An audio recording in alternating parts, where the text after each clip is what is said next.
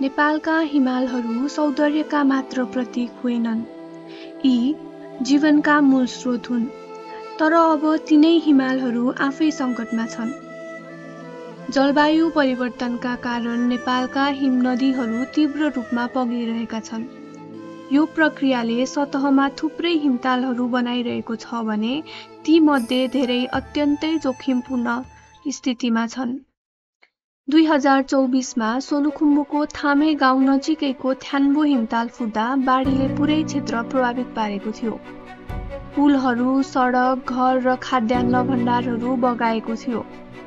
वैज्ञानिकहरू यस्ता हिमताललाई ग्लेसियर लेक outburst flood (GLOF) को खतरा भनेर चिनाउँछन्।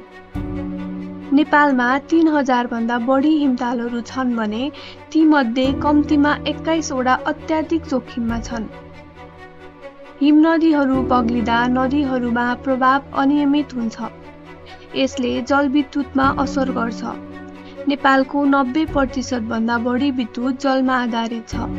प्रवाहको अस्थिरताले परियोजनाहरू जोखिममा पर्छन्। कृषिमा असर पार्छ। वर्षा ढिलो हुन्छ, बेमौसमी पानी पर्छ र सिँचाइको अभावले किसानहरूलाई प्रत्यक्ष मार पार्छ। त्यस्तै जनजीवनमा पनि असर गर्छ। पहाडी गाउँहरूमा हिमताल फुट्ने खतरा उच्च छ, जसले सानसाना बस्तीहरूमा ठूलो विनाश हुन सक्छ। हामीले यसबारे गम्भीर रूपमा सोच्नुपर्छ। ग्लेसियरहरूको निगरानी, जोखिम क्षेत्रको पहिचान र वातावरण मैत्री विकास अपरिहार्य छ। CC इन्फो नेपाल मार्फत हामी जलवायु र विकासका सन्दर्भमा तथ्य, चेतना र समाधान प्रस्तुत गरिरहेका छौं।